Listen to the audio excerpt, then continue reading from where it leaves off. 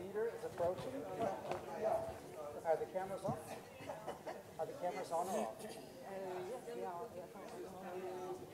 Are they filming us or not? No, I think they're filming us. But they're not broadcasting. They're not broadcasting live. Okay. This one. Tiens, lui, c'est bien. Hein? Grande qualité. Okay.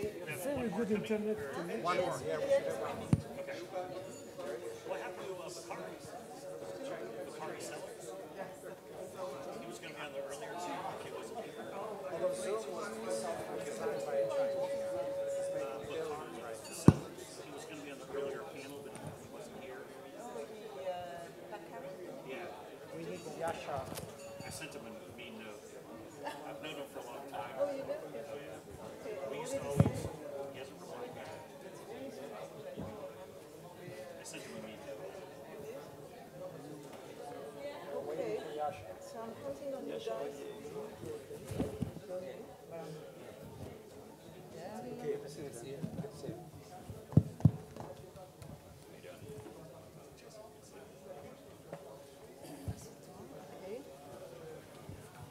S'il vous plaît, si vous avez la gentillesse de venir vous asseoir.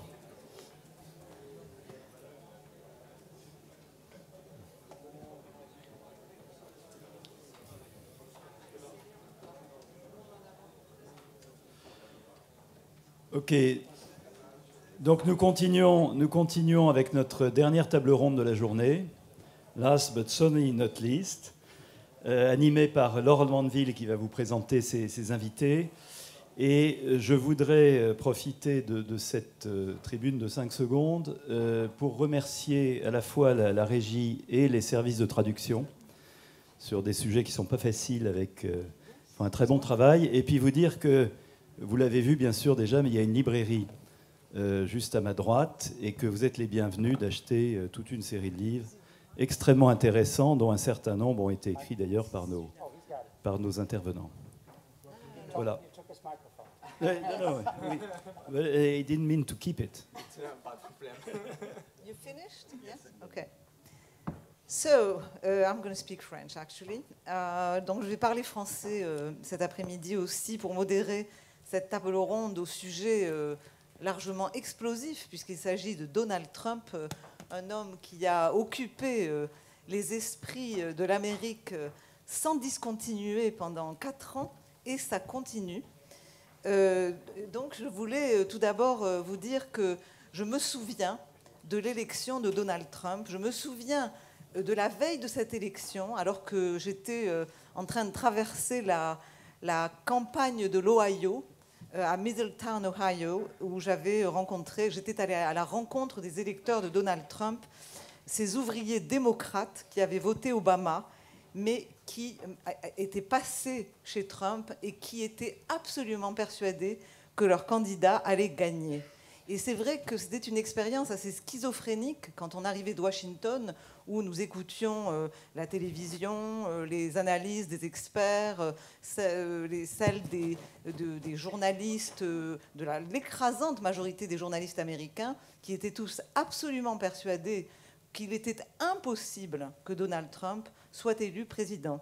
Et je me souviens de l'arrivée à New York le soir de cette élection, et encore de panels où j'avais été invitée avec des analystes américains assez connus, comme par exemple Mark Lilla, et où il était question essentiellement, non pas de savoir qui allait gagner cette élection, mais de savoir si Bill Clinton ferait a good first gentleman, un bon mari de la présidente Hillary Clinton.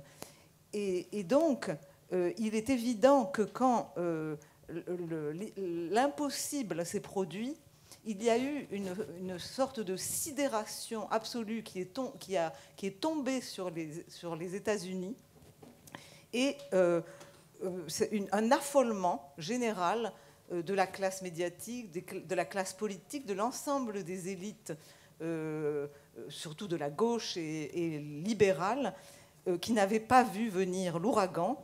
Je me souviens aussi que Newt Gingrich, qui est une personnalité très connue, puisqu'il a été le speaker de la Chambre sous les Républicains, avait dit à ce moment-là, nous parlerons de cette élection gagnée par un homme d'affaires à la seule force de son compte Twitter et de sa personnalité et de quelques slogans. Nous en parlerons pendant des décennies dans les départements d'études politiques.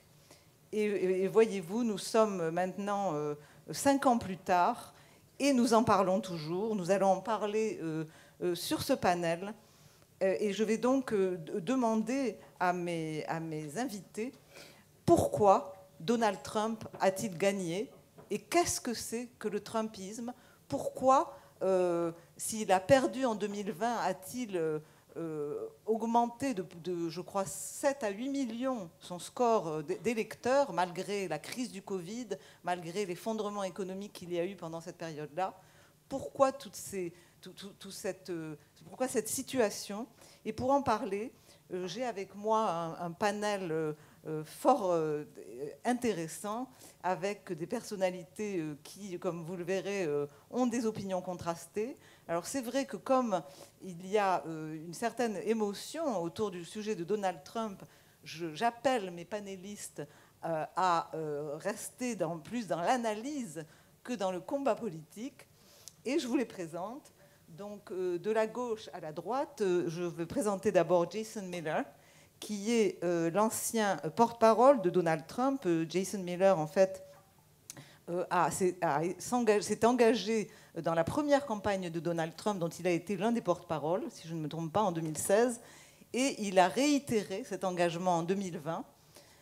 Donc ce sera intéressant d'avoir son témoignage sur le Trumpisme vu de l'intérieur et les raisons de son engagement.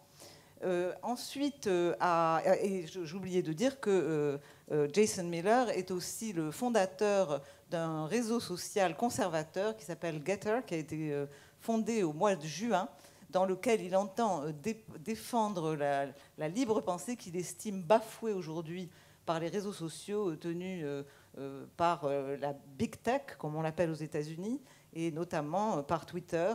Et il ne se cache pas du fait qu'il espère que son ancien patron, Donald Trump, viendra sur ce fameux réseau Getter. Je ne me suis pas trompée. Donc, ensuite, à ma gauche, toujours, il y a Uriel Epstein, qui est le directeur exécutif de l'organisation Renew Democracy Initiative, et qui a été créé par Garry Kasparov, donc le champion des échecs, qui est très actif aujourd'hui sur la scène politique américaine. Et Uriel est notamment attaché à défendre les idées du libéralisme politique et à tenter de recréer sur la scène américaine, vaste programme, un centre politique. À ma droite, nous avons Andrew Mishta, qui est le directeur le doyen, désolé, du Centre des études internationales du Centre européen de l'Université de Garmisch, qui s'appelle Marshall Center. Et donc Andrew Mishta, qui est affilié au Pentagone, s'exprimera sur cette table ronde à titre privé. Il est un intellectuel très renommé qui travaille beaucoup sur les questions de sécurité nationale, de politique étrangère, mais qui a énormément aussi écrit sur la situation politique intérieure aux États-Unis et sur la crise démocratique qui nous occupe pendant ces 2 jours. Et enfin, last but not least, Dominique Régnier, qui est une des figures intellectuelles françaises, professeur des universités à Sciences Po et président de la Fondation pour l'innovation politique, où il a développé des études absolument passionnantes également sur la crise démocratique à la fois occidentale, je dirais à la fois européenne, mais avec des comparaisons aussi avec les États-Unis. Et Dominique Régnier a notamment signé des études sur le populisme, sur le mouvement woke, et aujourd'hui termine, si j'ai bien compris, une grande étude sur l'état de la démocratie dans le monde. Donc, avec cet équipage, nous allons commencer notre table ronde. Et ma première question, que je vais d'abord adresser à Andrew Mishta. Pourquoi, Andrew Mishta, Donald Trump a-t-il émergé et qu'est-ce que le Trumpisme? Tout d'abord, mesdames et messieurs, c'est un grand privilège que d'être présent. Merci de votre invitation. Alors, le programme m'identifie comme étant le directeur. Je ne le suis pas. Je suis le doyen d'un centre de recherche au sein de ce centre. Et je précise que je parle à titre personnel, analyste, chercheur, et donc mes propos ne constituent pas le reflet des institutions où je travaille, ni même ma femme, je précise, hein, parce que bon, c'est important de préciser ça. Alors, je réponds à votre question. Alors, mon avis est influencé par mon travail, c'est-à-dire la sécurité nationale et les relations internationales. Et sous la foi de soi, je vois que l'émergence de Trump est un épiphénomène, le résultat d'une tendance en arrière-plan qui s'ancre dans les décisions opérées par des élites politiques à l'issue de la guerre froide. Et comment nous avons interprété la fin de la guerre froide. Les pères fondateurs du projet globaliste et le projet mondialisant et les conséquences qui en découlent pour le territoire américain. Alors, pour faire court, ça fait l'objet d'ailleurs de mes écrits, ce qui est très dangereux pour une puissance politique, ce sont des victoires à bas prix. Regardez les attentes. Le conflit américo-soviétique, on pensait qu'il y allait y avoir une dévastation nucléaire. Mais qu'est-ce qui s'est passé à l'issue de la guerre froide? L'Union soviétique a implosé et est partie en catimini. Et donc, aux États-Unis, on n'interroge pas pourquoi nous avons triomphé. On a triomphé parce que nous avions une base industrielle incroyable, des ressources financières énormes, une base de recherche, enfin une fondation de recherche très, très forte. Et les Soviétiques n'étaient pas bons en dehors de la sphère militaire et des ressources naturelles. Et nous avons requalifié la victoire pour en faire une victoire des valeurs libérales, mais sans comprendre ce que cela signifie, ces valeurs pour le bloc soviétique. La liberté, la démocratie, pour eux, signifiaient une bonne vie et une prospérité. Mais bon, qu'est-ce que nous avons fait? Nous avons lancé ce projet mondialisant et je dis qu'il n'avait pour externaliser nos industries sur le territoire chinois, ce n'était pas forcément quelque chose que nous pouvions savoir qui allait se produire, mais on a ouvert tous les étages de notre société, ouverts aux Chinois. Et c'était des décisions opérées par des personnes haut placées dans les institutions américaines. Et je pense que cela a opéré des changements sensibles chez nous, au sein de notre corps politique. Cela a touché de plein fouet les classes moyennes et a grossi les rangs des pauvres. Et regardez, si vous regardez le système démocratique prévalant dans l'espace américain, la classe moyenne confère la stabilité au système. C'est le bloc plus conservateur, pas conservateur droite-gauche, mais conservateur pour ce qui est de l'évitement du risque pour les... en fait, évidemment, les classes moyennes souhaitent être surclassées. Leur hantise, c'est de glisser dans la classe laborieuse. Donc, cette externalisation vers la Chine a arraché des pans entiers de l'appareil américain pour le relocaliser en Chine. Et si une communauté va perdre un bassin d'emploi avec le départ d'une industrie, la communauté va imploser. Pourquoi? Eh bien, parce que votre système de santé, vos réseaux, tout cela est rattaché à ce bassin d'emploi. Alors, ce projet mondialisant a transformé également nos élites, notre appareil industriel, le gratin industriel, pour nous faire nous éloigner des corporations internationales pour en faire des compagnies transnationales. Une aristocratie sur la façade occidentale des États-Unis et orientale, ce sont les aristocraties. Hein. C'est une nouvelle féodalité qui sort de terre. Et ces élites transnationalistes pouvaient évoluer, quel que soit le milieu. Mais leur foyer, c'est ceux qui sont issus de ces communautés. Hein.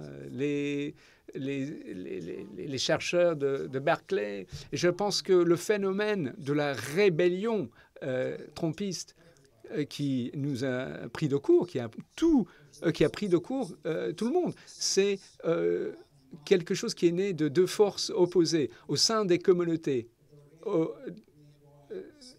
Dans certaines communautés au centre des États-Unis, ils avaient toujours des problèmes, alors que ceux qui étaient sur les façades gagnaient de l'argent, beaucoup de l'argent. Il n'y avait aucune réciprocité entre les façades et le centre des États-Unis. Il n'y a aucune obligation ressentie de la part des élites envers ceux qui étaient plus bas dans la pyramide sociale. Et puis, il y avait évidemment un gouffre financier entre les classes moyennes et les élites industrielles. Et dans cette nouvelle industrie que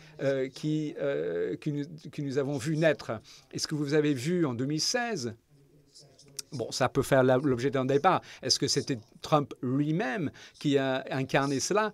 Mais pour moi, cette rébellion, cette fracture, cette polarisation découle de décisions prises en 90, impulsées dans la sphère économiques et qui se sont déroulées jusqu'à leur terme logique. Nous avons perdu des milliers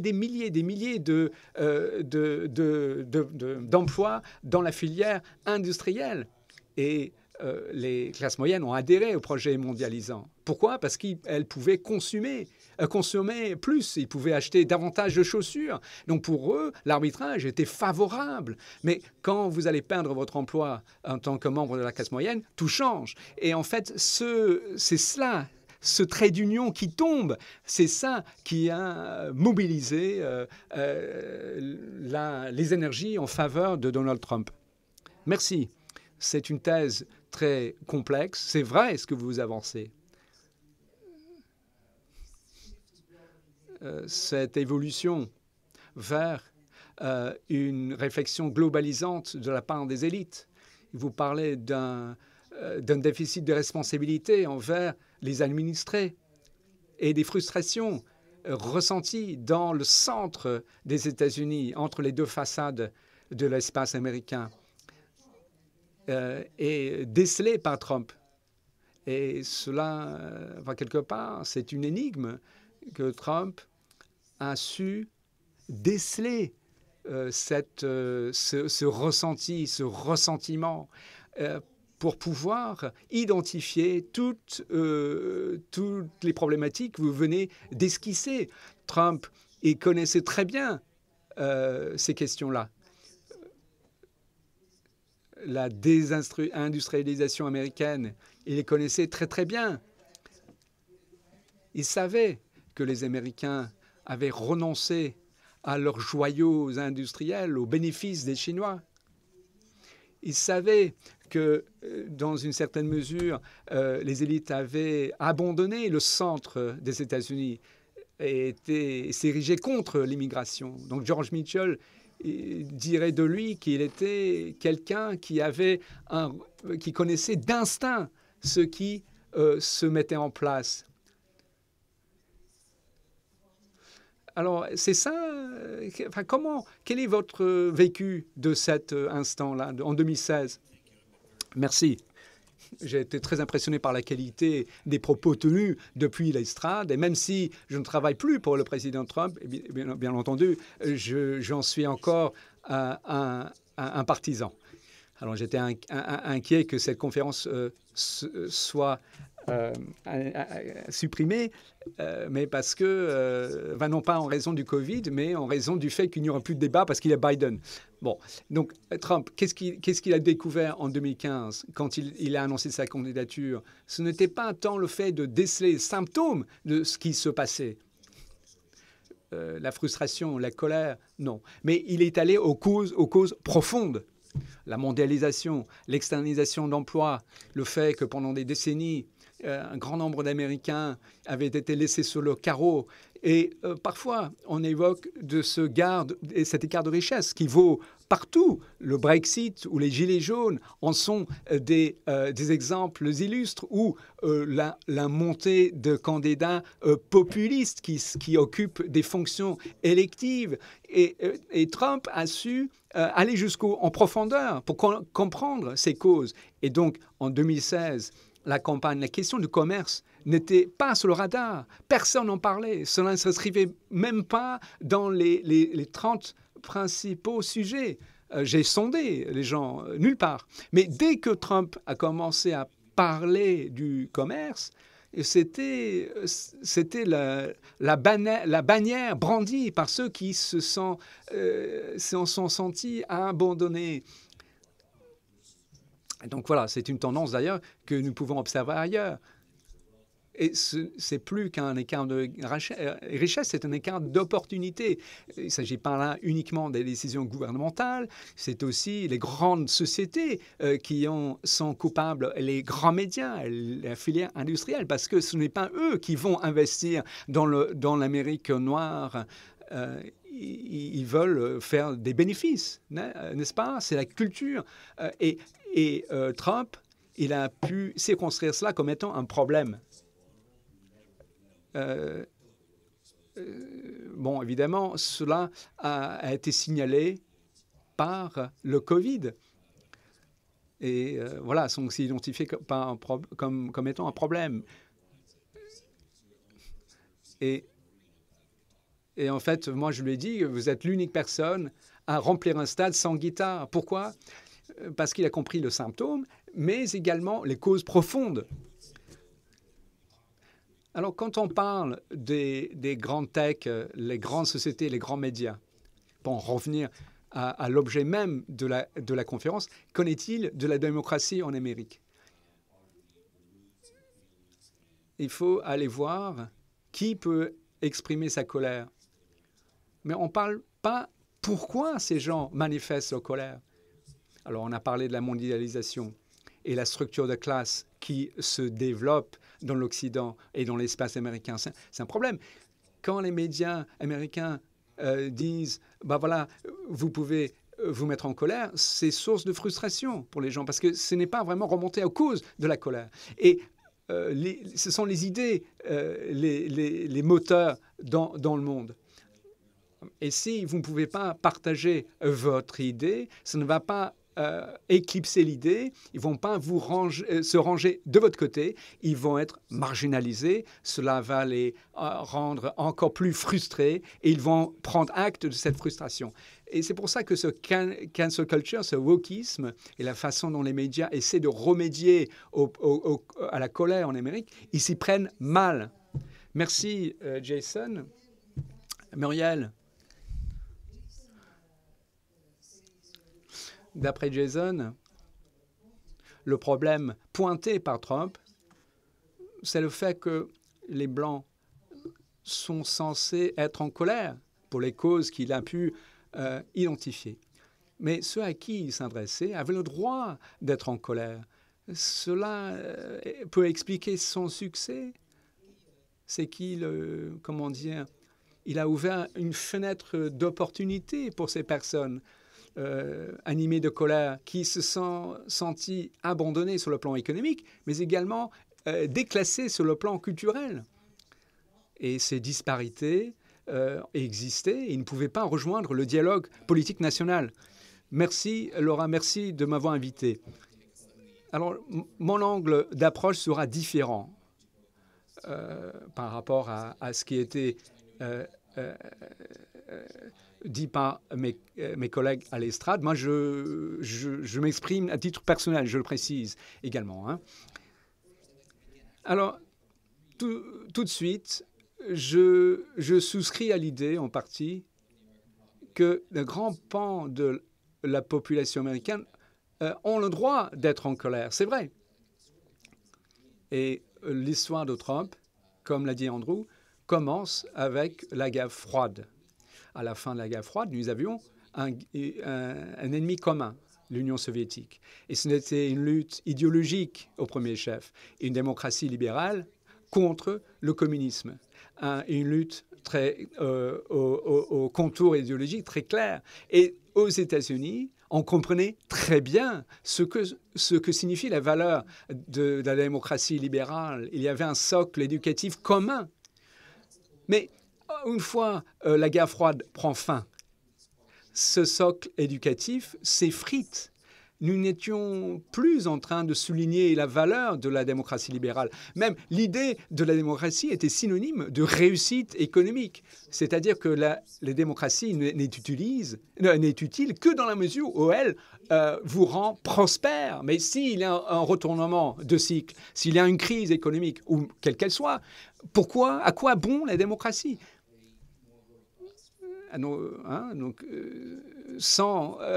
Tout en étant avec ce socle démocratique qui s'effrite. Nous l'avons vu en 2008. Avec la crise en 2008, tout d'un coup, grand nombre de personnes se sont retrouvées sans emploi, sans ressources, et en parallèle, ils se sont vus déclassés. Dans le regard de l'autre, ils étaient marginalisés, exclus. C'est un problème. Alors, le revers de cela, c'est quoi ? C'est que le problème n'est pas la mondialisation en tant que telle, ce n'est pas la question d'avoir une société ouverte. L'idée même que nous devrions permettre aux immigrés de rentrer sur notre territoire et que nous devrions favoriser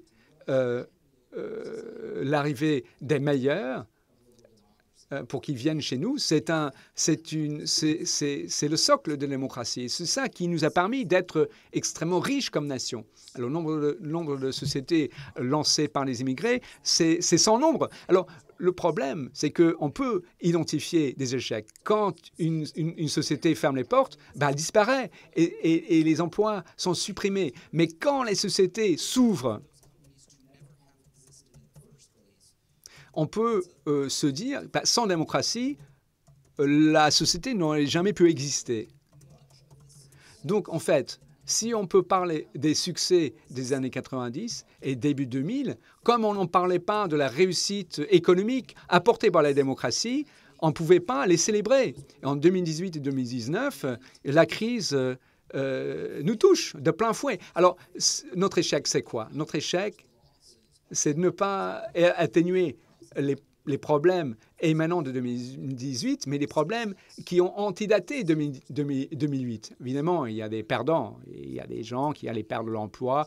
Il y avoir d'autres industries qui, aux États-Unis en tout cas, qui allaient devenir obsolètes, qui auraient pu revêtir une opportunité pour les Américains, pour moderniser, pour investir davantage dans d'autres filières industrielles. Bon, cela s'est produit, mais pas dans l'ensemble. Donc, en fait, il y avait des populations aux États-Unis qui n'ont pas pu rejoindre, qui n'ont pas pu bénéficier de ces réussites dont nous avons été témoins à l'issue de la guerre froide. Mais c'est quoi les dangers? Les dangers sont plus vastes que cela, me semble-t-il. Car les démagogues, quel est le mode opératoire d'un démagogue? Et pour moi, c'est un démagogue, hein, je précise, M. Trump. Mais ils identifient avec solutions. So actually harm people more than they would help. They would offer. Ce sont des solutions qui font du mal aux personnes. Ils leur proposent une panacée, mais en fait, c'est quelque chose d'inatteignable. Et en fait, peut-être que ces problèmes ne suffisent pas à générer toute cette colère, mais on peut de ce fait inventer de nouveaux problèmes. Ou alors on peut commencer à répandre des fausses informations sur les réseaux sociaux.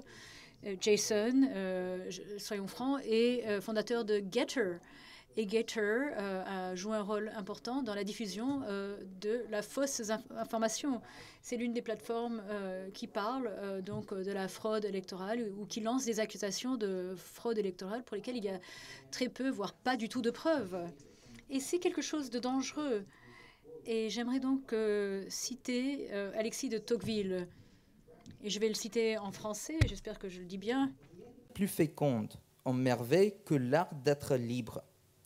Mais il n'y a rien de plus dur que l'apprentissage de la liberté. Le fait d'être libre, en fait, ça n'implique pas seulement les privilèges que cela nous accorde.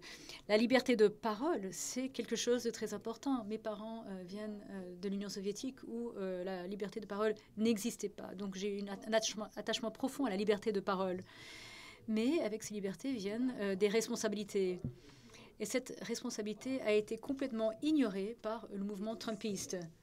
De manière cynique, ils ont profité de cela afin de promouvoir des mensonges qui étaient tout à fait faux. Et malgré cela, des pourcentages importants de la population américaine croient que ces choses qui sont fausses sont en fait vraies. Et ce n'est pas quelque chose qui se passe automatiquement lorsque les personnes sont en colère ou quand elles se sentent exclues. C'est quand leurs dirigeants les exploitent et exploitent leur colère pour leur offrir des solutions qui n'améliorent pas leur position, mais en fait rendent pire leur position. Et j'aimerais également appuyer un dernier point concernant la question de l'identité. Comme beaucoup de personnes ici, je n'ai pas forcément beaucoup de sympathie pour la politique des identités. Cependant, il y a un côté identitaire au trumpisme. C'est une politique des identités qui est à l'opposé de celle de la gauche, quelque chose qui est vraiment propulsé par des griefs ou des greffes ressentis, des doléances ressenties. Mais il faut faire une nuance. Trump, on pourrait dire que c'est un suprématiste blanc. Je ne sais pas s'il l'est, peut-être qu'il ne l'est pas, mais son mouvement propose un soutien aux suprémacistes à Charlottesville. Il faut savoir, il y a beaucoup de débats, il y a une controverse concernant ce qu'a dit Trump lorsqu'il a parlé des néo-nazis qui disaient les Juifs ne nous remplaceront pas. Et ceux qui protestaient contre eux, qui manifestaient contre eux. Je n'ai pas rentré dans cette controverse, mais un dirigeant qui aurait eu de la responsabilité ne se serait jamais prononcé sur cette position et aurait clairement expliqué qu'un mouvement propulsé par la volonté du peuple ne pouvait pas intégrer des personnes qui sont apparues à Charleston, ni comme les personnes qui ont été désignées par Trump lorsqu'il a parlé des Proud Boys. Quand on lui a demandé est-ce que vous condamnez les Proud Boys, il aurait dit stand back, stand by, écartez-vous. Et je pense que nous sommes confrontés à ce genre de danger si nous ne prenons pas les responsabilités qui sont dues à notre corps politique. Et c'est cela qui est important. Ces valeurs libérales, ce ne sont pas simplement des armes qu'on utilise pour lutter contre les personnes qui sont en désaccord avec vous. Ce sont des valeurs qui servent de fondement à notre société. C'est grâce à ce cadre que nous allons pouvoir résoudre certains problèmes. Et si ces valeurs sont utilisées comme armes, eh bien ça m'amène à m'inquiéter sur l'avenir de la scène politique aux États-Unis et au-delà. C'est très intéressant ce que vous dites et vous avez évoqué plusieurs points que nous allons examiner un peu plus loin. Vous avez évoqué le fait que l'un des fondements de la démocratie libérale, c'est l'immigration et que c'est quelque chose qui fait partie du processus démocratique que d'organiser l'immigration afin d'enrichir le pays. Oui, mais il ne faut pas que ce soit une immigration complètement ouverte. Et c'est cela qui était la question clé l'une des questions clés lors de la campagne de Trump. Car Trump ne défendait pas la fin de l'immigration, mais il appelait à la fin de l'immigration illimitée. Et ça, c'est vraiment l'une des questions importantes concernant Trump. fait, le fait qu'il ait parlé de l'immigration lorsqu'il est apparu au Trump Tower pour son premier discours, et c'est cela qui l'a propulsé en haut des sondages. Et ce moment était très important. Ça a joué un rôle décisif. Et donc tout le monde s'est dit, bon, Trump est raciste, Trump suggère quelque chose qui est inacceptable pour la culture américaine. Et ça a été cela le début de ce clash immense entre les élites et le mouvement trumpien. Oui, j'aimerais réagir à cela. Je vais vous rappeler ce que Trump a dit. Il n'a pas dit, oui, il y a trop d'immigration, il faut qu'on diminue le niveau d'immigration. Il a dit que les frontières américaines étaient complètement ouvertes et qu'on avait une immigration illimitée, ce qui est faux. Il proclamait qu'il y avait une vague immense d'immigrants qui submergeait le pays. Ce n'était pas vrai. Mais en fait, ce qu'il a dit lorsqu'il est apparu au Trump Towers, et là je fais une paraphrase, mais lorsque les Mexicains envoient leurs gens, ils n'envoient pas les meilleures personnes. Ils envoient des violeurs, ils envoient des criminels, ils envoient leurs assassins. Et parmi eux, j'imagine qu'il y en a quelques-uns qui sont bien. Maintenant, remplacez le mot mexicain par n'importe quel autre mot. Par exemple, quand les Juifs arrivent aux États-Unis, ils n'envoient pas les meilleurs. Quel que soit le mot que vous mettiez à la place de Mexicain, eh bien, je pense qu'on peut justifier les accusations de racisme. Ce n'est pas une phrase que vous dites si votre argument, c'est simplement le fait qu'il y a un taux d'immigration trop élevé et nous devons réduire ce taux d'immigration. Ça, c'est un débat que n'importe quel pays peut avoir de manière raisonnée. Et il ne s'est pas arrêté là. Dès le début, il faisait la promotion de ce qu'ils appelaient une interdiction contre les personnes de confession musulmane. Et cette politique a été interdite par les cours de justice américaines. Mais ensuite, ça a été rétabli, oui, parce les tribunaux ont accepté cela. Mais la réalité de cette interdiction a été remise en œuvre. Mais il a dit que c'était une interdiction contre les musulmans, Muslim ban, interdiction contre les personnes de confession musulmane. Et ça, ce n'est pas un discours raisonnable concernant l'immigration. C'est un argument religieux, raciste, pour exclure un certain type de personnes ou d'individus. Oui, cette question de la manière que formule Trump, la manière dont Trump dit les choses et la manière dont il a exprimé toutes ses politiques. Je retourne vers le français parce qu'en fait, je vais pouvoir nuancer mes propos. Quand Donald Trump formule ses propositions, il est entendu d'une manière différente par les gens qui vont voter pour lui et par ses adversaires. Et que c'est là, au fond, le grand malentendu entre ce qu'on appelle maintenant le peuple trumpien et les élites, c'est que le peuple trumpien ne prenne pas Trump au pied de la lettre. C'est-à-dire qu'effectivement, il y a votre inquiétude absolument légitime sur un personnage qui dit des choses parfois absolument assez monstrueuses ou complètement, choquantes. Mais les gens qui vont voter pour lui parce qu'ils ont le sentiment que malgré toutes ces soit mensonges, comme on les a appelés, ou ces approximations, ou des choses horribles, en fait, Trump dit des choses fondamentales que eux veulent entendre depuis très longtemps. Et ça m'amène en fait à poser une question à Dominique Régnier. Je voudrais l'interpeller, c'est que dans cette affaire de Trump, de la surprise qu'il a créée, est-ce qu'il n'y a pas cette idée qu'au fond,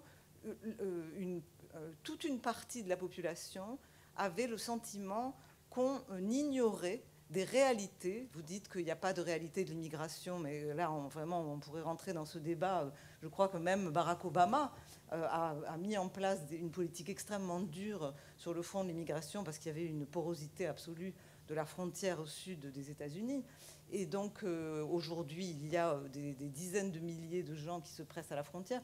Donc, dire qu'il n'y a pas de problème d'immigration aux États-Unis, ça me paraît quand même, effectivement, peut-être un peu trompeur. Je veux préciser juste un peu. Je n'ai pas dit qu'il n'y a pas de problème de tout. Bien sûr, il y a des problèmes. Il y a beaucoup de problèmes de n'importe quoi. J'ai voulu dire seulement, and I'll switch to English here. Et là, je passe à l'anglais. Ce que je souhaitais dire, c'est que, en fait, le niveau de crise que Trump avait décrit n'existait pas. Donc, c'était l'intensité qui n'était pas réelle. Et donc, les personnes qui s'inquiètent le plus de l'immigration, en fait, ce sont les personnes qui ne sont pas impactées par cette immigration. Ces gens-là ne vivent pas dans des États fédérés où viennent les immigrants. En fait, ce sont des personnes qui vivent dans des États où il n'y a pas de diversité, il n'y a pas donc d'immigrants. Cela ne veut pas dire qu'il n'y a pas de problème, bien sûr. Cela parle de soi qu'il y a un problème sur la frontière sud des États-Unis et c'est un problème auquel de nombreux présidents américains ont essayé de s'attacher. Mais je voulais juste expliquer que oui, certes, le problème de l'immigration existe, mais l'intensité, la magnitude de ce problème a été fortement exagérée par Trump. Et ensuite, ce qu'il faut faire, c'est comment résoudre ce problème de manière efficace. Oui, nous sommes d'accord sur ce point. Je ne suis pas d'accord avec vous toutefois sur le fait concernant les régions sur la frontière, car j'ai fait beaucoup de reportages à partir du sud des États-Unis, la frontière sud, et j'ai été vraiment frappée par le fait que les personnes qui habitent là-bas sont très préoccupées par le fait que c'est une frontière complètement poreuse. Et il y a eu un vote très important en faveur de Trump sur cette zone frontalière, notamment de la population latino. Je vais maintenant passer la parole à Dominique et je vais lui demander donc de nous parler de ce phénomène Trump en s'appuyant sur sa connaissance dans la manière dont la question du populisme est articulée en Europe, afin d'essayer d'obtenir votre évaluation de cette rébellion trumpienne. Merci de cette invitation. Alors, je ne suis pas du tout spécialiste des États-Unis. Néanmoins, je vais rester encore un peu. Mais je voudrais dire que, et je pense que nous serons d'accord, je vais dire sans doute une banalité, mais c'est cette banalité qui fonde mon jugement. Je ne parviens pas à croire qu'un phénomène politique ait pour origine un candidat ou un orateur. Et donc, je ne parviens pas à me représenter comme cela. Ça se discute, ce que je dis là, bien sûr, hein, mais je ne crois pas à ce type de causalité.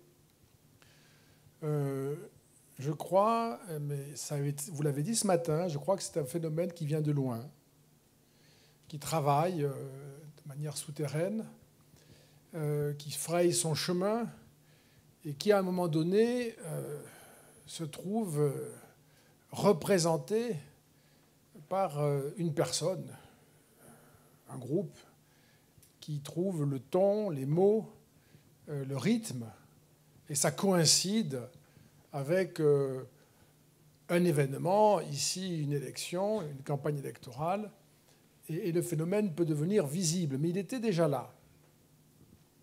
C'est une des choses qui m'a étonné quand j'ai beaucoup étudié le phénomène populiste. Alors c'est un terme qui suscite beaucoup de controverses, mais je vous rassure, je le dis tout de suite, je ne m'engagerai pas dans un exposé sur le populisme, encore que dans la promesse fondamentale du populisme, ce sur quoi je pense on peut s'accorder, qui n'est pas le monopole du populisme, mais qui est une de ses caractéristiques, c'est-à-dire l'appel au peuple. Il y a une partie, je pense, du problème qui nous intéresse. Eh bien, dans ce phénomène populiste contemporain, il y a, comme jamais, me semble-t-il, dans l'histoire qui nous est commune, États-Unis et Europe, il y a une convergence nouvelle.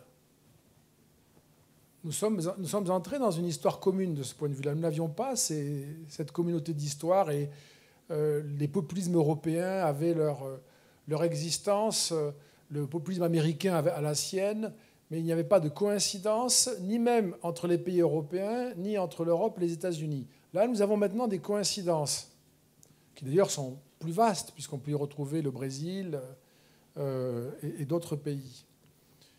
Et donc, moi, mon sentiment, si vous voulez, c'est que le trumpisme, c'est le nom que l'on peut donner aux États-Unis à un malaise moi je parle de crise existentielle, quelque chose de très sérieux, d'extrêmement grave, qui touche à la fois le monde occidental et la forme démocratique comme régime,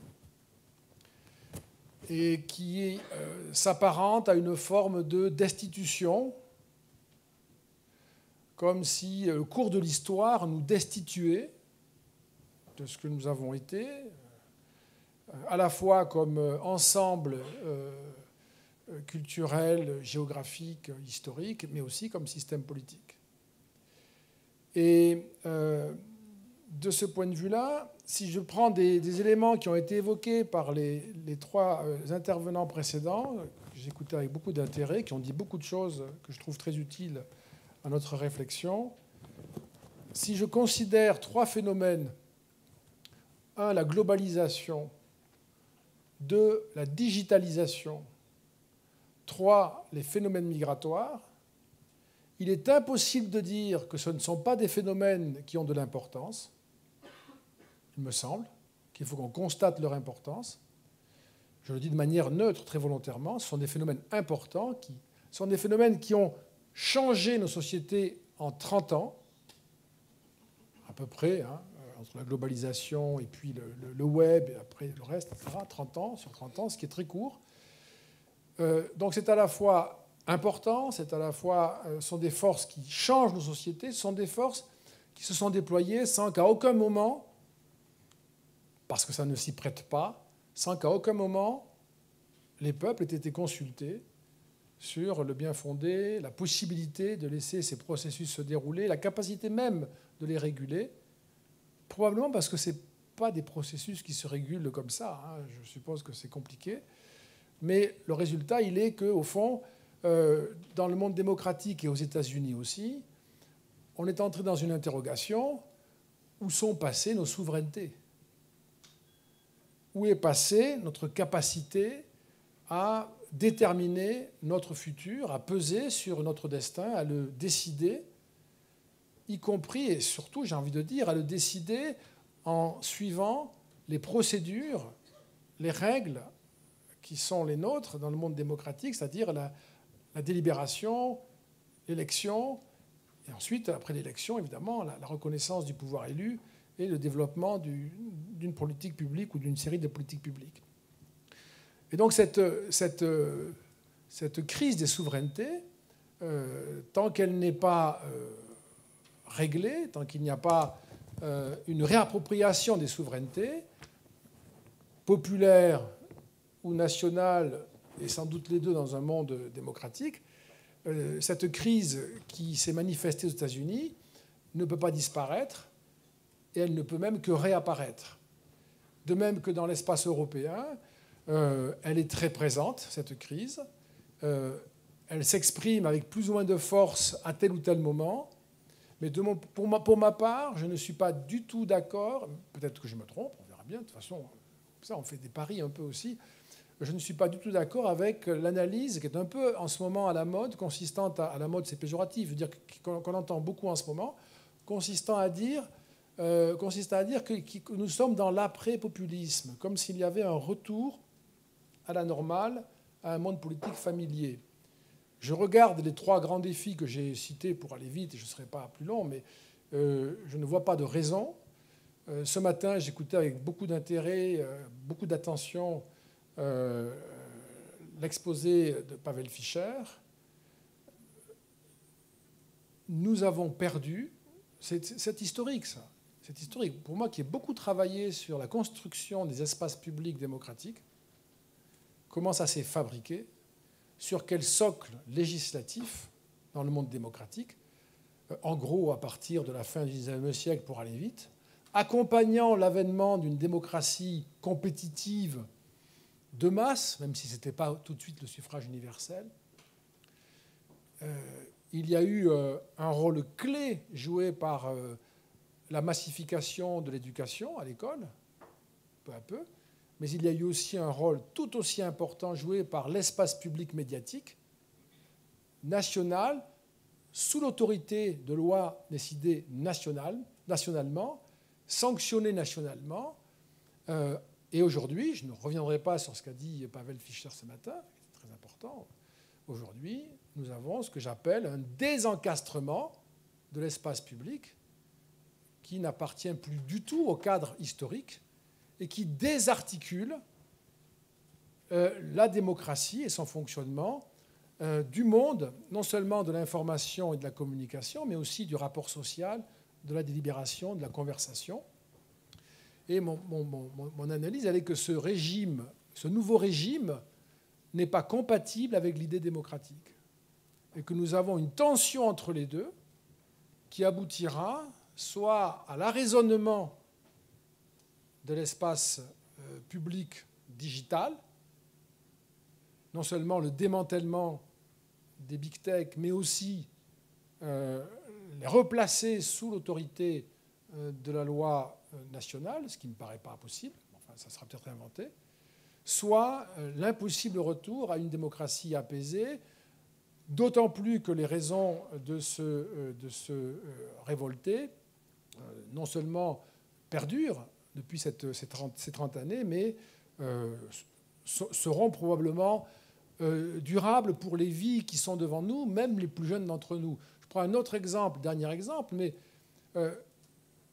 même la croissance aujourd'hui économique, qui a été tellement importante pour arrimer les démocraties, pour les solidifier, pour les faire tenir, pour distribuer des biens matériels qui ont permis d'accroître la légitimité du système démocratique, même la croissance, avec le climat, est l'objet d'un procès qui n'interdit pas, à mon avis, de revendiquer la croissance économique, mais qui rend beaucoup plus compliqué le consensus sur le sujet et les moyens d'y parvenir. Et donc, au fond, ce que nous avons vu aux États-Unis avec Trump, je pense qu'on peut...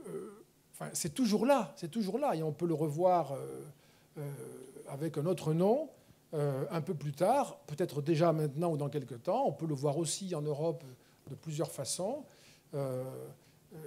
Ça peut avoir un autre nom, une autre forme. Vous avez sans doute suivi en France les Gilets jaunes, qui ont été un moment extrêmement intéressant, tout à fait spectaculaire, et qui montrait à quel point nous étions, nous aussi, capables, ça on le sait parce qu'on a une histoire ancienne de radicalité politique en France. Ça fait longtemps qu'on sait qu'on est capable d'en venir aux mains. Pour la religion, pour la distribution des richesses, pour la forme du régime, on a une petite spécialité en France. Et donc, et les Gilets jaunes, à côté de ça, c'est quand même une intensité très modérée. Mais c'est un mouvement qui dit nous ne sommes pas contents, nous partons de Facebook, ça s'est passé comme ça, nous allons sur les ronds-points, il y en a 38 000 en France, nous ne voulons pas de parti, nous ne voulons pas de syndicats, nous ne voulons pas aller à l'élection, nous ne voulons pas de programme, nous ne voulons pas de représentants médiatiques, nous ne sommes pas contents et nous voulons le dire.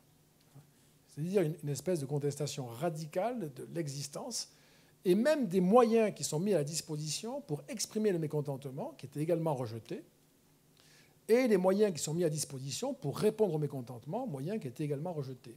Il y a une radicalité qui est très impressionnante et qui peut venir alimenter une radicalité politique qui s'exprimerait électoralement dans les années qui viennent. Il n'y a aucune impossibilité à dire cela.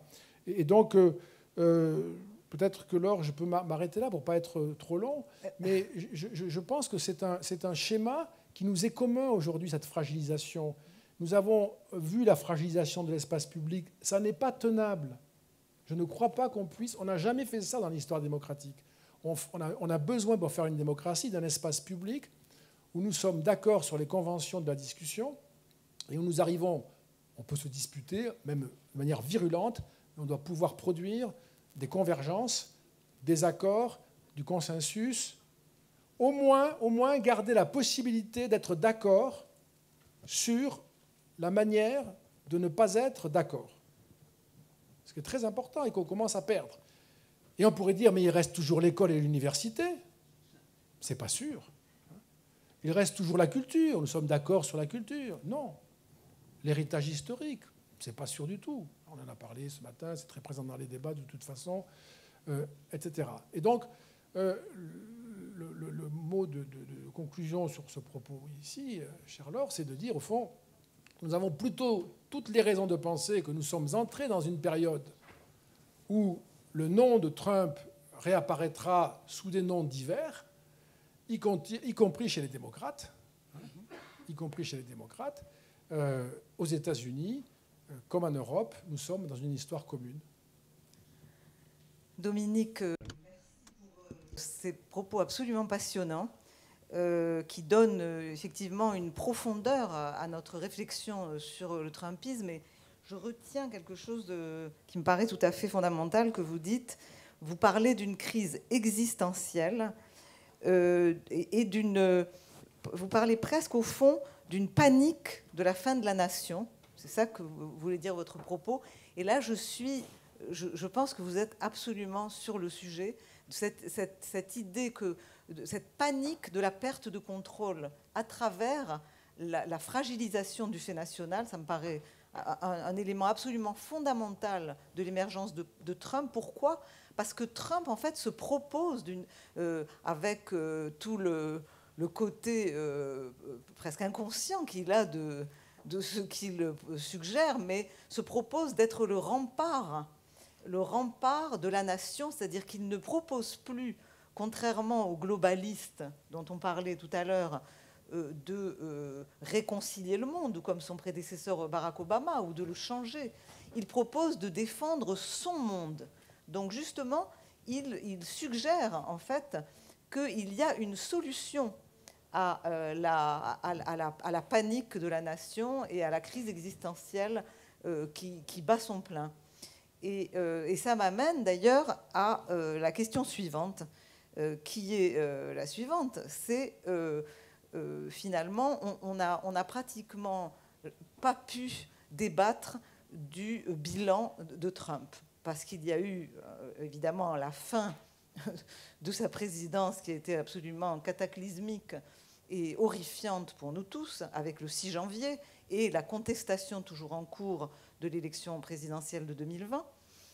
Mais c'est vrai que je voudrais, avant de passer à ce sujet explosif de la contestation de l'élection de 2020, vous demander un instant de vous appesantir sur cette question du bilan. Puisque vous disiez tout à l'heure, Uriel, que, au fond, le démagogue, c'est celui qui pointe les problèmes, mais qui est incapable de proposer des solutions réalistes. Et donc, je voulais demander, peut-être en commençant par Jason, pour qu'il défende son bilan d'une certaine manière, je demanderais d'être un peu plus court pour qu'on ait plus de temps. Comment vous voyez ce bilan? Et je demanderai aussi après à Andrew de répondre, et pour finir à Uriel pour qu'il donne la réplique comme il le fait très bien depuis le début de cette table ronde. Could you restate the question, the last part, on what you're asking me to react to? Yes, I would like. Pouvez-vous demander la dernière partie de la question? Oui, je vous demanderai d'analyser la réussite du président ou le bilan du président. Est-ce qu'il y a des moments pour vous, Jason, même alors, que vous faisiez partie de son équipe, dont vous n'étiez pas très fier, ou que vous regrettez peut-être, ou que vous aimeriez avoir changé? Absolutely, and thank you. Absolument, merci. Le nom du panel est le volcan, la rage de Trump et la réponse de Biden. C'est pour ça que j'aimerais bien y retourner. Personne n'a parlé du désastre de Joe Biden, que ce soit l'implosion de l'Afghanistan, le fait que la Chine maintenant va jusqu'à Honolulu, la Covid explose. Il n'est pas simplement intéressant de dépenser de l'argent pour toujours. Et pour mes nouveaux amis français, désolé de l'accord des sous-marins, c'était Joe Biden et c'est pas Trump. Mais enfin, ce que je continuerai à dire, c'est parce que le président Trump, en fait, pensait qu'il y avait un recommencement de Washington. On a parlé des leaders de l'université et de la classe des travailleurs Mais en fait, tout a été réimaginé d'après lui. On peut être fier de son pays, que ce soit les États-Unis, le Brésil, que ce soit le pays autour du monde, qui n'a pas besoin d'être antagoniste avec d'autres pays. Sous Trump, aucune guerre n'a été commencée, alors qu'on se moquait du président en disant qu'il n'y aura jamais la paix au Moyen-Orient. Il a fait la paix au Moyen-Orient. Autre chose qu'a détruit naturellement Biden, mais que personne ni le craint ni le respecte. Mais que le président Trump a recommencé à renouveler toutes ces politiques, que d'ailleurs Joe Biden a gardé en place par certains. Quant à la crise de la frontière du Sud ou d'autres crises humanitaires, merci beaucoup, Monsieur Joe Biden. Trump dit qu'il est parti en vacances. En fait, tout cela peut aider le peuple américain à travers beaucoup de choses dont il faut être très fier.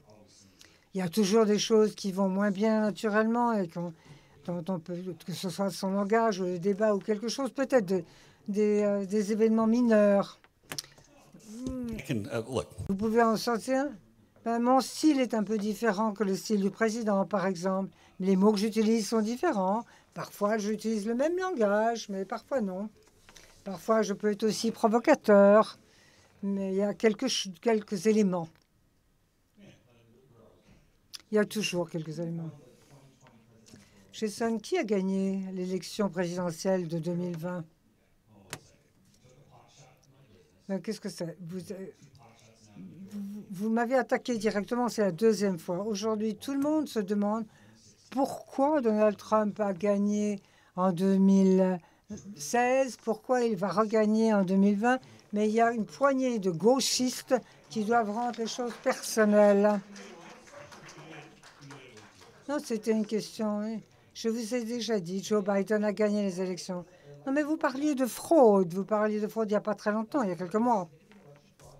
Qu'il y a eu une fraude très évidente, que les démocrates allaient voler vos élections.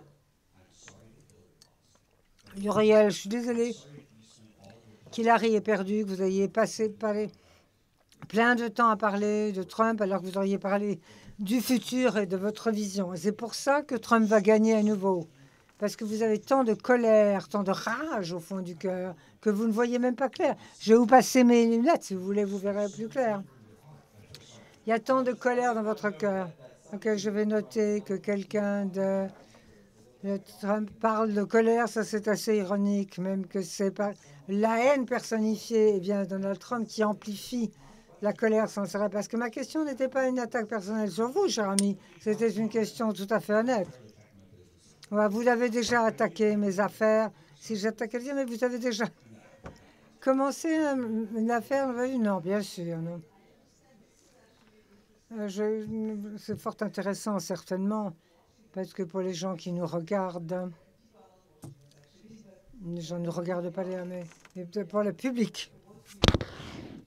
Ce que nous voyons ici entre Uriel et Jason est en fait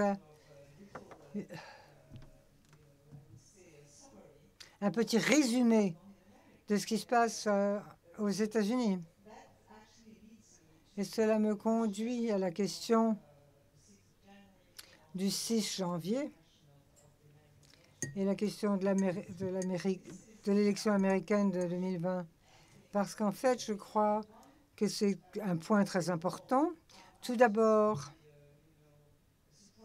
je suis très étonnée et même horrifiée que les républicains n'aient pas été capables de trouver quelques compromis avec les démocrates pour avoir une commission qui permette d'investiguer ce qui s'est passé le 6 janvier, et qu'il y a certains républicains qui reconnaissaient que le 6 janvier était un moment de danger extrême et une flambée de violence qui aurait pu devenir quelque chose de bien pire.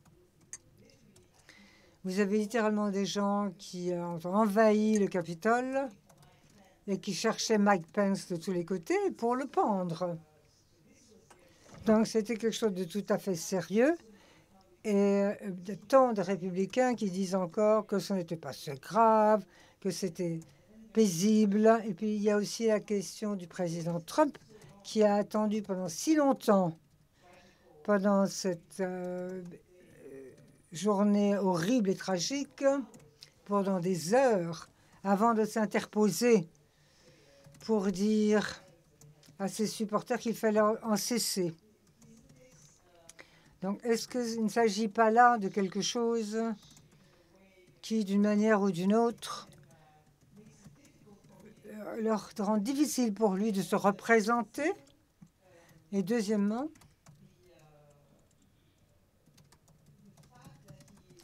le fait qu'il continue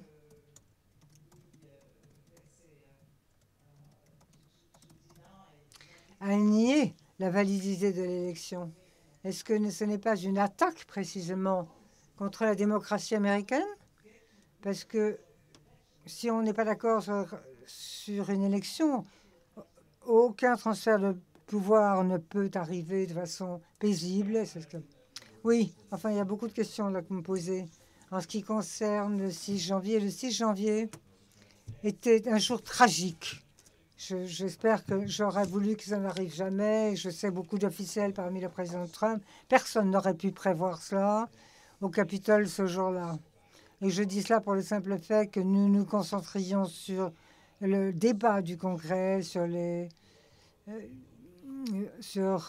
votes qui étaient comptés. Et peut-être à ce moment-là, 2 ou 3 personnes à la gauche auraient pu rester encore à voter. Il n'y avait aucune discussion sur ce qui allait se passer cette journée-là. Il y avait des forces à l'extérieur qui n'ont rien prévu non plus. La défense du président Trump, je dois dire que il y a eu des bombes qui ont été laissées au RNC, au BNC la nuit précédente, ce qui n'avait aucun rapport avec ce que le président avait dit le lendemain. Donc c'est une marque noire sur la démocratie. Je ne nierai pas. Donc ce n'est pas quelque chose que je soutiendrai. Néanmoins, je pense que le président Trump aurait peut-être pu s'interposer 1 ou 2 heures auparavant, mais je ne crois pas que ça aurait changé fondamentalement les choses ce jour-là. Le Capitole a été envahi alors que le président parlait toujours. Donc c'était une planification de ces gens, quel que soit ce que dit le président Trump. Et comme je vous l'ai dit, il faudrait vraiment un abruti pour penser qu'on est soutien de Trump et de commettre une activité illégale va l'aider. À chaque fois, on parlait de la loi et de l'ordre, de tentatives d'améliorer la sécurité, parler du chaos qui s'était passé. Donc, vraiment, envahir le Capitole de façon aussi violente n'allait pas évidemment être soutenu par nous. Mais précisément, est-ce que ce n'est pas une flambée de rage irrationnelle qui montre quelque chose de très dangereux se passait? Non, mais je vous ai dit, à nouveau, recommençons le point que j'essayais de faire. Pourquoi les gens sont en colère? La racine du mal. Même dès l'été 2020, on a vu beaucoup de panique. Ce n'est pas une rage qui n'était pas mesurée. Évidemment, si j'étais un noir américain, que j'avais vu l'assassinat de George Floyd, je ne serais pas très content. Maintenant, c'était peut-être pas une raison pour mettre le neighborhood en feu et d'avoir des démonstrations monstrueuses, mais non. Revenons-en, c'est pas parce qu'on a élu Joe Biden que ça va disparaître. Il y a toujours cette fracture entre les gens qui ont et les gens qui n'ont pas, le manque d'occasion qu'ont certaines personnes. Et jusqu'au moment où on va fermer cette fracture, inverser du capital dans les communautés rurales qui souffrent le plus, les gens qu'on a abandonnés, ces combats continueront. Et j'aimerais beaucoup qu'Andrew s'exprime, et après à vous, Uriel. Donc, Andrew, est-ce que vous pouvez maintenant nous évaluer la situation à ce jour? Et j'aimerais bien que vous réagissiez peut-être ce qu'a dit Jason, mais en même temps, nous dire quels les soucis qui subsistent en Amérique. Et que nous avons une question ouverte pour savoir comment est-ce que l'élection suivante va se passer. Parce qu'il s'il n'y a pas des accords dans les semaines ou les mois à venir entre les républicains et les démocrates sur les règlements qui vont procéder à cette élection, Dieu seul sait ce qui peut se passer. Merci. Alors, 2 ou 3 réflexions avant de répondre à votre question. Alors, c'est la deuxième fois que je suis en Europe. J'ai rejoint la France en décembre 2016, l'année de l'élection. Et donc, quelques semaines après mon départ, il a été élu. Alors, aux États-Unis, tout comme en Europe, dans les médias, dans les élites politiques, ça a décroché la mâchoire parce que dans les débats, pendant la campagne, Trump était vu comme une sorte de phénomène bizarre. Les médias l'ont suivi, se sont inscrits dans sa foulée parce que, bon, ça suscitait des populations à l'écoute de ce qu'il disait à l'antenne. Mais très rapidement, j'ai vu en Europe, tout comme aux États-Unis, plutôt que d'avoir un dialogue sur le pourquoi, on se concentre sur l'homme. Alors, j'ai même un acronyme, TDS. En fait, c'est un syndrome de dérangement cérébral articulé autour de Trump. Donc, voilà. À chaque fois que je rejoignais une soirée, je savais que nous allons consacrer 10 minutes à Trump. Et c'est logique. Trump était un homme peu prévisible et quelqu'un qui a été assez polarisant. Mais dans cette ambiance, aux États-Unis, à l'instar de ce qui se voyait en Europe, c'était très difficile. Et donc, voilà, je disais, bon, je comprends, vous n'êtes pas le président, moi j'ai quelques problèmes avec le président, parlons de la sécurité nationale, parlons de la stratégie nationale, plutôt que de s'attacher à la personnalité du président. Quand je parlais avec les Européens, mais qu'en-est-il de la dépense, de la dépense militaire? Ils disaient, bon, on ne peut pas le faire parce que c'est donner de l'argent à Trump. Alors pour moi, c'est assez éprouvant. Je suis peiné, et je pèse mes mots. Je suis peiné de voir la polarisation. Il y a une sorte d'extrémisme sur comment maintenant nous esquissons nos positions politiques. Le compromis, c'est le nerf de la guerre. Dans le domaine politique. Je me souviens de Ronald Reagan, Tip O'Neill, des Irlandais qui disaient des choses assez dures, mais à l'issue, ouvrez une bouteille de whisky pour dire « bon, on va en parler ». Mais ça faisait avancer les affaires des États-Unis. Alors, il y a une sorte de politique quasi-léniniste aux États-Unis. C'est, bon, moi je gagne et toi tu disparais. Hein. C'est comme ça maintenant. Alors, ce qu'on n'a pas dit jusqu'à présent, c'est que pendant cette présidence très houleuse, nous avons quand même accompli certains acquis très importants dans la stratégie nationale sécuritaire, ce qui est articulé avec clarté la menace russo-chinoise.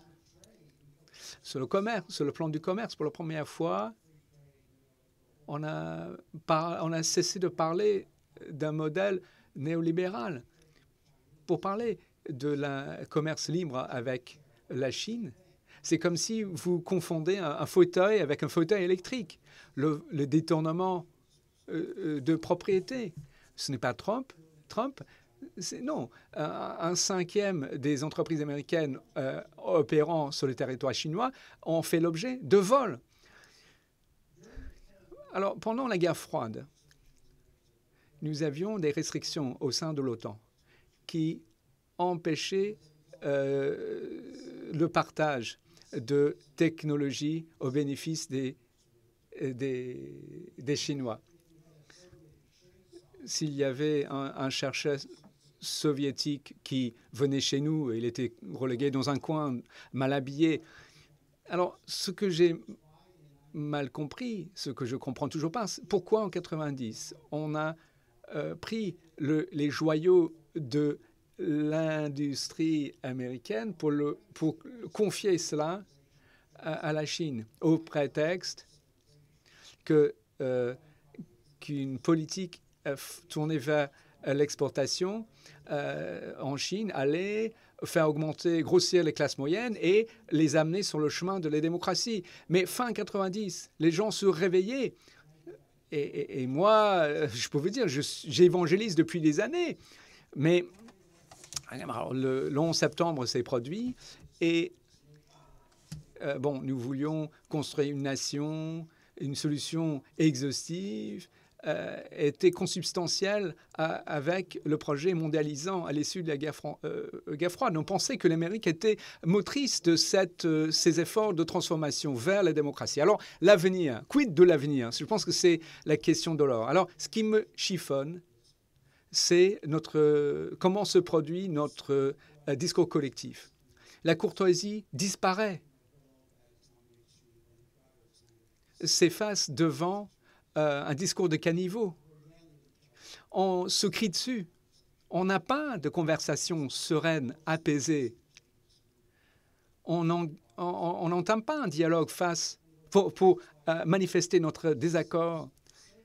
Et on affirme des choses, comme si, en fait, on peut continuer ainsi. Pourquoi? Parce que nous sommes dans un vide intersidéral et qu'il n'y a pas de puissance qui puisse nous détrôner, nous, les Américains. Donc, en fait, on peut être nombriliste sur ces questions. Mais au fond, nous entrons dans une phase la plus périlleuse connue par l'Occident. Alors, nous n'avons jamais livré une guerre totale face à un pays qui soit à parité avec les Américains, alors que les Russes et les Chinois peuvent prétendre à être près de notre niveau. Et nous avons un problème avec les Chinois.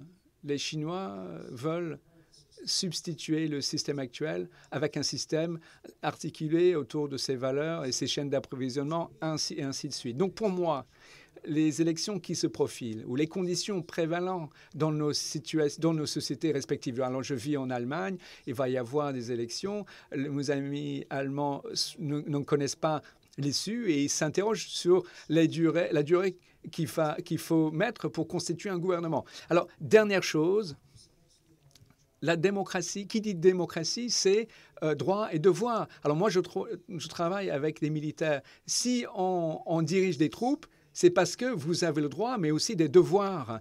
Et cela n'est pas inscrit à travers nos institutions académiques, n'est pas inscrit dans notre enseignement. Ma fille me dit, tu nous mettrais dans un uniforme, nous ferais marcher en saluant le drapeau. Non, c'est pas comme ça. Les États-Unis, c'est immense. Nous avons une armée professionnelle. Il n'y a plus de conscrits. Donc depuis 40 ans, toutes ces guerres américaines livrées par des personnes très courageuses, très dédiées, dont certains ont perdu la vie. J'en connais des vétérans. Alors, ce qui s'est passé récemment, l'anniversaire du 11 septembre, ça a été assez éprouvant pour moi à titre personnel. Mais si vous n'avez pas une plateforme commune permettant les uns et les autres de se retrouver, Jack Kennedy et Joe Smith qui s'assoient dans la même caserne, c'est l'unique fois où ils vont se voir, ou je ne sais pas, où ils vont faire un projet collectif. C'est l'unique fois où ils vont se croiser. Bon, nous avons des obligations envers l'autre. Mais moi, je pense que nous cheminons vers une situation où la démocratie, de plus en plus, sera moins... Moi, je suis au pouvoir pour l'autre. Non, je suis au pouvoir pour imposer mes vues à l'autre. Alors, ça s'applique à l'espace européen ainsi qu'à l'espace américain. Trump, je pense, incarne ces problèmes que je vois à l'arrière-plan. Alors, j'espère qu'avec tous ces problèmes va ressortir un consensus national. Les gens aux États-Unis vont se réveiller pour se rendre compte que nous sommes dans le même bateau et nous allons couler ou croiser ensemble. Alors, comment est-ce que ça va se produire? Je ne sais pas. Il faut peut-être attendre longtemps ou un choc électrique qui va secouer, ébranler les esprits pour qu'ils se souviennent de leurs obligations. Alors, j'espère que nous n'en serons pas là vraiment jusqu'à cette extrémité. Et je suis désolé, j'ai été un peu long. Very, very. Non, non, au contraire, vous avez parlé très justement de ce sentiment national qui doit fédérer les élites et la nation pour ressentir cette responsabilité envers son compatriote, son semblable. Alors, vous avez dit qu'à un moment donné, les Américains vont se réveiller pour essayer de remédier à ce problème. Alors, quid de l'intérim? Et donc, est-ce que la radicalisation des deux côtés, des deux camps, va-t-elle se poursuivre? Et quid donc du wokisme et du trumpisme? Ben, pas tant le trumpisme, mais comment dire?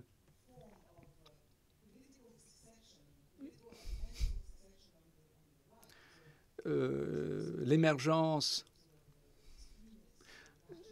d'un nationalisme extrémiste auquel faisait allusion Joshua, où il disait que certains pans de la population seraient peut-être tentés par l'idée de jeter à bas leur sentiment de culpabilité. Alors, c'est quoi la dynamique à l'œuvre entre ces deux extrêmes qui se nourrissent? Alors, je me souviens que pendant la campagne 2020, j'étais en Amérique pendant quelques semaines. Un grand nombre d'articles ont été rédigés qui avaient pour sujet le retour potentiel de la guerre civile, des affrontements, le détricotage du système fédéral, que les États ne pouvaient pas vivre ensemble. Alors bon, c'est un tableau plutôt noir, certes, mais voilà, avant d'aborder la question des solutions, ma question est davantage quid de l'après-Trump?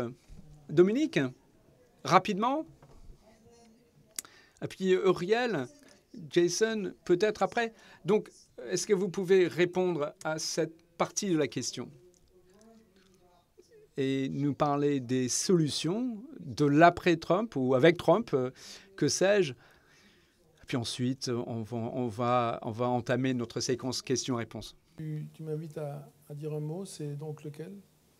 Ben, c'est justement cette dynamique entre deux extrémismes de nature différente, bien sûr. Est-ce que, avant que l'Amérique se réveille, comme l'espère Andrew Mishta, nous n'allons pas assister à un clash et une forme de conflit encore plus ouvert et plus violent entre deux extrémismes qui pourraient grandir? En fait, c'est une appréciation difficile à faire, bien sûr, mais là, sans doute que il y a une différence entre les États-Unis et les Européens qu'on peut, à ce propos, qu'on peut peut-être souligner. Il y a un point commun qui est une crise de la liberté, une convergence d'attaques contre la liberté, parce que la polarisation dont nous parle Laure et qui est constatée a ceci de frappant, c'est qu'il y a une polarisation, ce qui fait penser à une opposition radicale, dans une convergence qui est la remise en cause de la liberté, chacun à sa manière. Si on se situe dans l'espace européen, on a ce modèle-là. Il me semble, moi, un peu plus intriqué, parce qu'il y a trois éléments qui, en Europe, depuis quelques années, travaillent à réduire la liberté, ou les libertés. Il y a, si on songe à des pays comme la Hongrie, la Pologne, même si c'est allé trop vite, enfin, je les cite comme ça va vite, c'est un peu stigmatisant pour des pays, on ne va pas les réduire à ça. Mais enfin, au plan intérieur, la manière dont les libertés sont réduites en Hongrie comme en Pologne, l'indépendance de la magistrature, de la presse, les modes de scrutin qui rendent compliquées les victoires de l'opposition, voire impossibles, ça me paraît être une illustration de cette voie par laquelle on s'en prend aux libertés et même au libéralisme fondamental qui constitue l'état de droit dans un pays démocratique. Il y a une deuxième source de cet assaut qui est ce qu'on appelle, pour aller vite, parce que ce sera très clair, le wokisme, et qui cette fois-ci trouve ses racines à gauche, quand les racines de l'attaque précédente sont plutôt à droite. Et puis, ça c'est propre aux Européens, il y a un mouvement problématique qui est l'islamisme, et qui réduit lui aussi les libertés, la liberté de caricaturer, la liberté d'opinion, la liberté de conscience, la liberté de ne pas avoir de religion, la liberté d'en changer, qui remet en question donc des libertés à sa manière, et qui peut le faire de façon très dramatique. Les Européens ont, les États-Unis, le 11 septembre 2001, les Européens, de manière moins massive, mais de façon beaucoup plus répétée, vivent sous ce régime de l'attentat possible et réel. Et encore, il y a quelques... Alors, pour des motifs différents, mais il y a, hier ou avant-hier, en Allemagne, était arrêté un jeune homme, d'ailleurs de 16 ans, qui préparait une attaque à l'explosif contre une synagogue en Allemagne. Et on a étudié ça dans la fondation. Moi, j'ai beaucoup étudié avec ma petite fondation le terrorisme islamiste depuis 1979. On le quantifie. Les données sont en ligne sur notre site. On le quantifie, on le géolocalise, on essaie de le spécifier. Depuis 1979, on a quand même répertorié plus de 48 000 attentats dans le monde. 48 000, c'est sans doute moins qu'il n'y en a eu, parce qu'on ne peut pas tous les repérer, mais il y en a 48 000, c'est beaucoup. Et quand on regarde la chronologie, plus on s'approche du présent, plus l'intensité augmente. La période la plus faible, c'est 1979-2000, et à partir du 11 septembre, du 9/11, c'est une augmentation. Et puis c'est encore plus fort à partir de 2013. Et 2 années très très fortes, 3 années et 2 années et demie très très fortes, c'est 2019, 2020, mai 2021. On s'est arrêté là pour pouvoir publier le travail. Donc on est dans une phase de poussée qui a beaucoup de conséquences sur le rapport aux libertés, en particulier en Europe.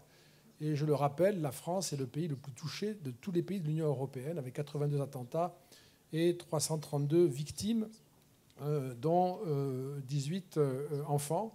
Donc c'est quelque chose qui est très, très présent et qui constitue la 3e source d'attaque contre les libertés. Et ce n'est pas tout à fait la même combinaison qu'aux États-Unis, hein, c'est pour ça que je le signale. Mais ma remarque, et je m'arrête là, c'est quand même de constater que si on ajoute à ça ce que ce matin disait Pavel sur la façon dont les big tech restreignent les libertés, la manière dont, parce qu'il faut quand même le dire, le président Trump a été censuré, ce qui ne peut qu'être choquant, la manière dont Facebook a décidé que finalement, après avoir censuré le président Trump, il allait valider sa décision en constituant une Cour suprême privée. C'est quand même ce qui s'est passé, je crois, hein, à peu près. Donc les libertés sont extrêmement menacées là aussi. Et puis bien sûr, toute la désinformation qui vient dans notre espace numérique par des pays que nous connaissons bien, la Turquie, la Russie, la Chine, l'Iran aussi d'ailleurs. Et donc là aussi, un travail qui mine la liberté, puisque ça amène à surveiller les réseaux, à restreindre les libertés par de bonnes raisons ou des raisons supposées bonnes. Donc je suis frappé de voir, et ça touche aussi les États-Unis, jusqu'au piratage ou au parasitage des campagnes électorales. Je pense qu'on va le voir en France pour la campagne présidentielle qui a commencé. Je crois qu'il risque d'avoir en tout cas un haut niveau de piratage ou de parasitage dans notre espace public.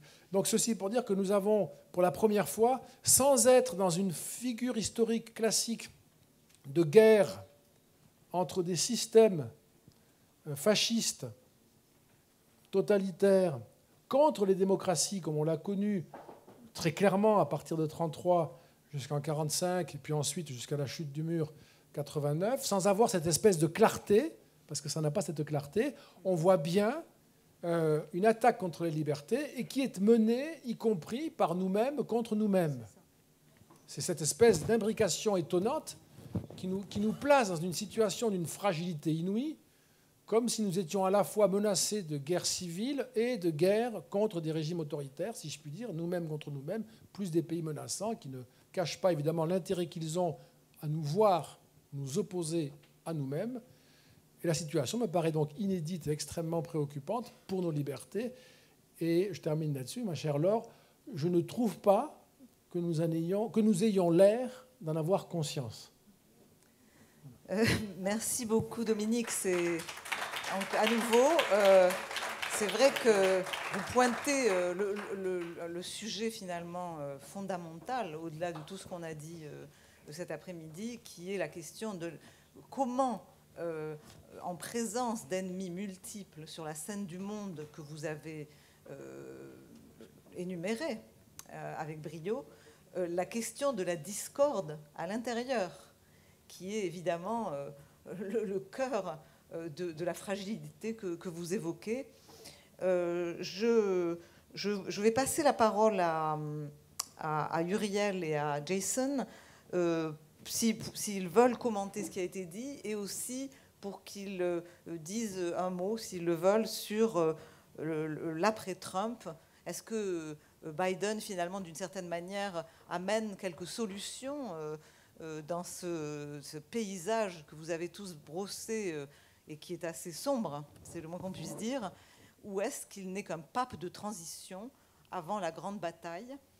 Est-ce que la solution viendra d'un parti républicain où de jeunes conservateurs sont en train de réfléchir à tirer profit du trumpisme tout en modérant peut-être la manière de faire de la politique? Je pense à de jeunes conservateurs qu'on voit émerger, par exemple dans l'Ohio, où il y a J.D. Vance qui avait fait ce livre connu, Hillbilly Elegy, qui donc est en campagne, où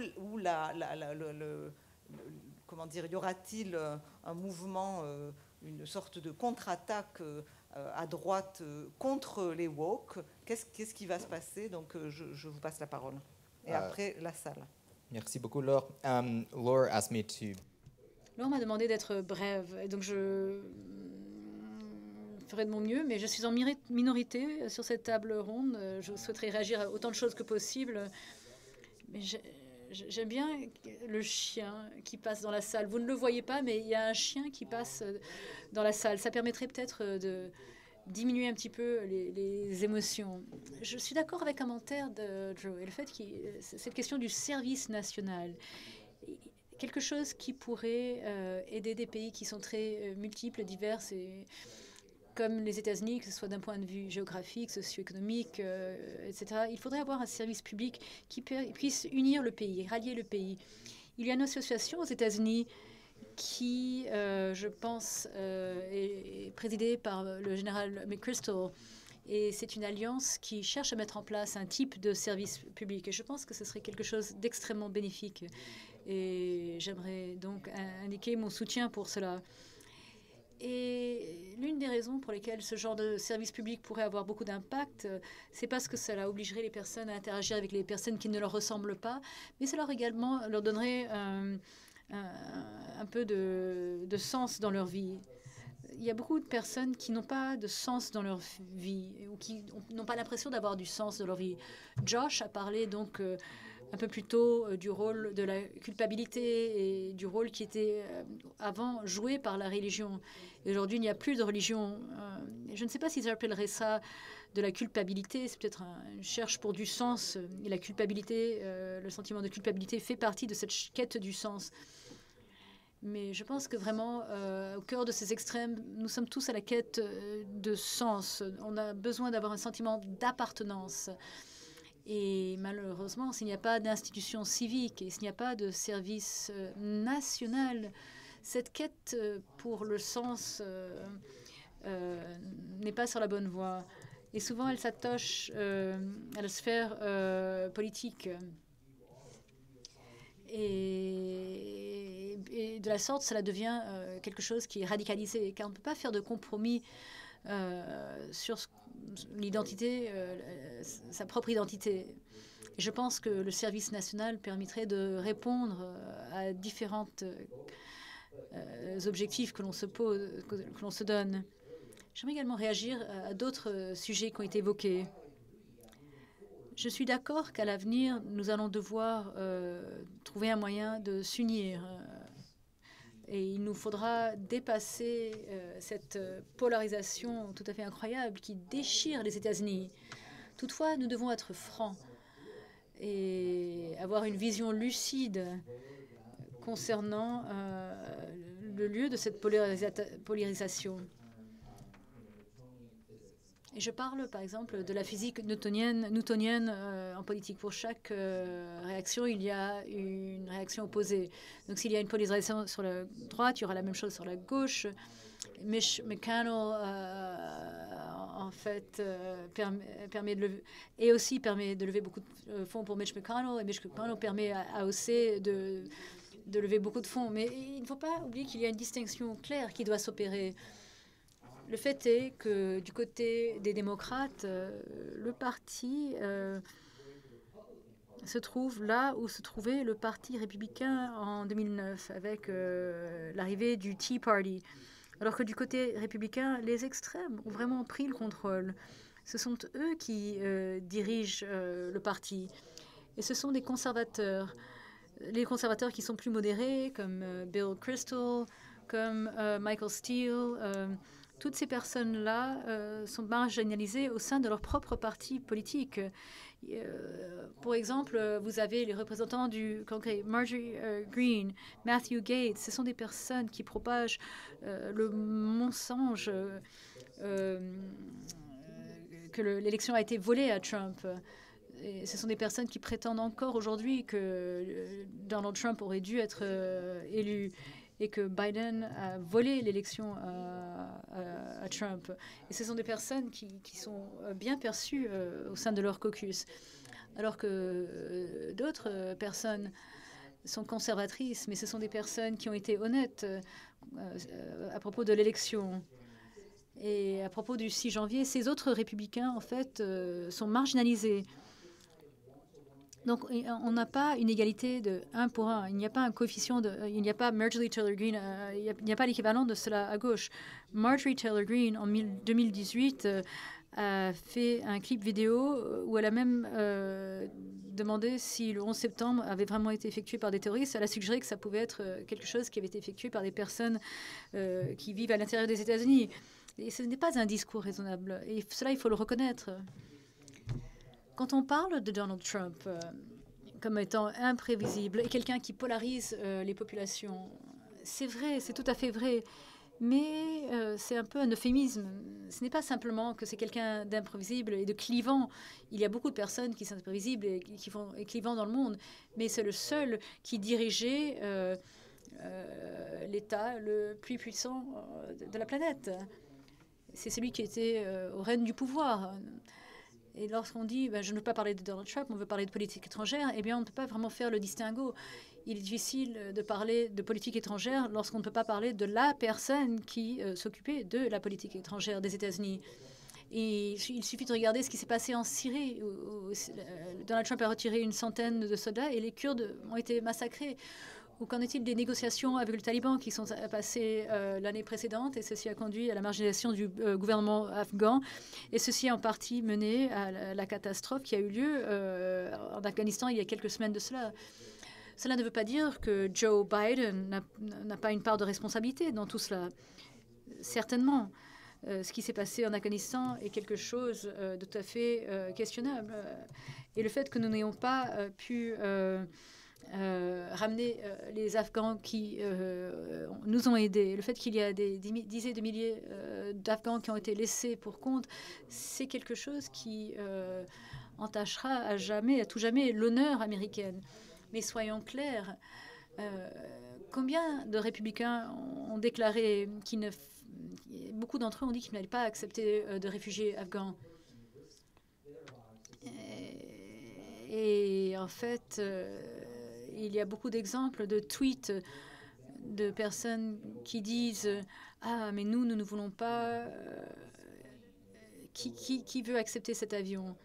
Et il y avait une photo d'un avion militaire rempli à ras-bord de réfugiés afghans. Il y a beaucoup de gens qui tweetaient qui voudrait que ce genre d'appareil, d'avion atterrisse dans notre État. Cette rhétorique est dangereuse. Et c'est de l'hypocrisie que d'attaquer Biden parce qu'il a mis en péril ces personnes à travers la mise en œuvre du retrait des troupes. Et cela, certes, il l'a sans doute fait, mais que ces mêmes personnes ne souhaitent pas aider les réfugiés afghans. C'est une hypocrisie, ce sont des positions qui ne sont pas tenables. Et je pense que nous ne devons pas perdre de vue ces contradictions. Il y a également deux autres points. J'aimerais aborder la question du 6 janvier et le fait qu'on ne pouvait pas prédire ce qui allait arriver le 6 janvier. Et cette notion me paraît assez bizarre, étant donné le nombre de personnes qui l'avaient prédite. Il y a eu de nombreuses déclarations qui ont été faites concernant le danger qui existait pour les personnes qui niaient les résultats des résultats de l'élection. Et donc, le fait de nier cela, les personnes qui rejettent les résultats de l'élection, eh bien, il y a également une autre dimension de culpabilité.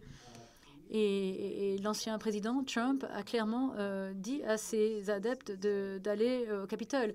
Bon, est-ce qu'il a dit attaquer le Capitole, briser les remparts du Capitole? Non, il ne l'a pas dit, mais en avait-il besoin? Car il y avait une certaine compréhension, ou tout au moins il aurait dû pouvoir prévoir les dangers auxquels il exposait une certaine branche du gouvernement, y compris son propre vice-président. Aujourd'hui, on sait qu'il y a beaucoup de républicains qui l'ont appelé personnellement, qui l'ont supplié d'intervenir, chose qu'il n'a pas faite ce jour-là. Une fois de plus, il ne faut pas oublier cela. Et du point de vue des personnes qui ont attaqué le Capitole, on peut comprendre leur position. Si vous pensez réellement qu'il y a eu un coup d'État, si ces personnes-là croyaient vraiment que l'élection leur avait été volée, si ces personnes-là pensaient que c'était vrai, cela justifie presque une réponse physique. Donc on peut facilement condamner les personnes qui ont attaqué le Capitole. Mais il faut assumer la responsabilité pour la rhétorique qui a amené ces personnes à attaquer le Capitole. C'est une conclusion légale. Si coup d'État il y a eu, eh bien, il faut résister à un coup d'État avec potentiellement l'utilisation de la force. Et c'est cela qu'a dit l'administration Trump. Ils ont proclamé qu'il y avait eu un coup d'État. Et à l'avenir, ceci peut mettre en péril la nation. En fait, aux États-Unis, en Californie, il y a une tentative pour enlever Newsom de son poste. Et Larry Elder, en fait, a mis en place un site web pour parler de la fraude électorale, sans même que cette fraude électorale ait été vraiment prouvée. Et en fait, la droite utilise des nouvelles tactiques.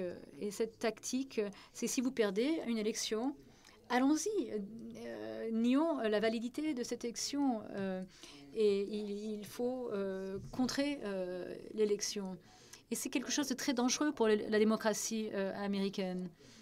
Donc malgré tout cela, je vais essayer de terminer sur une note positive. Et en fait, je ne crois pas que la majorité des Américains sont représentés par les commentaires que nous avons exprimés aujourd'hui, ce soir. Et il y a des preuves à l'appui. Il y a une association qui s'appelle More in Common, beaucoup plus de choses en commun, More in Common, basée en France, qui a publié un rapport qui s'appelle Hidden Tribes, tribus cachées. Et selon ce rapport, cela répartit les États-Unis en différentes tribus sur la base de croyances politiques ou d'autres éléments. Et ce rapport a découvert que la majorité des Américains font partie d'un groupe qui fait partie de la majorité épuisée.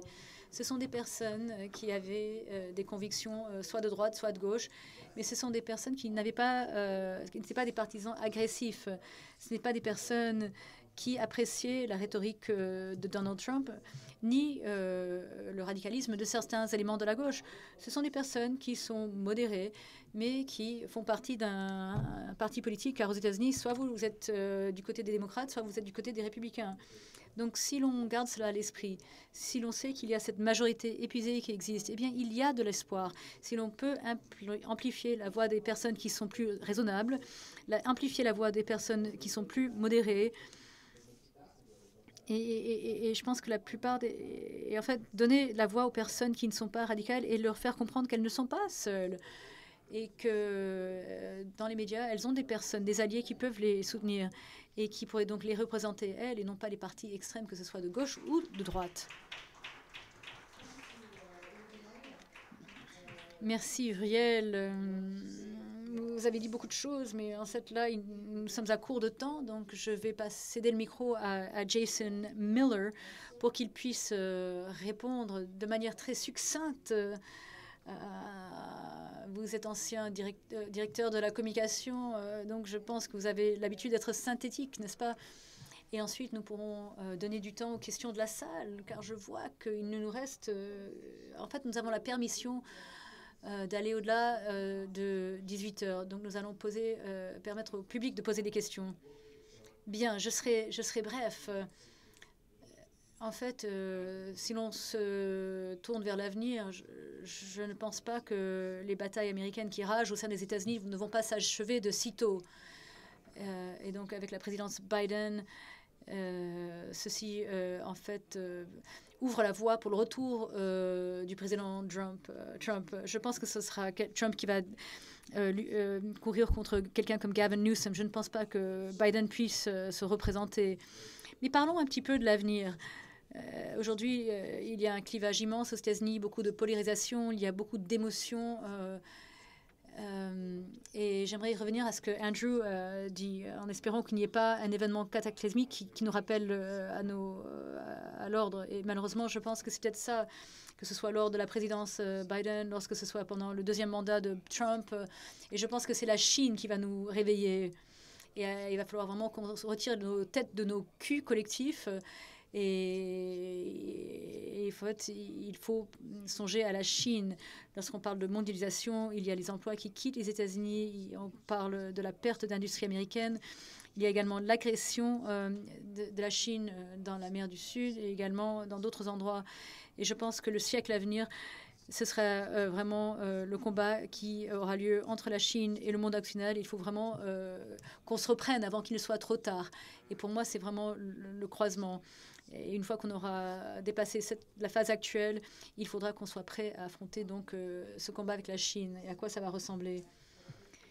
Merci, Jason. Ceci fait l'écho de ce qu'Andrew a dit à propos de la Chine et le fait que la seule manière de pouvoir obtenir une réunification des États-Unis serait qu'il y ait un événement, de faire face à un ennemi commun.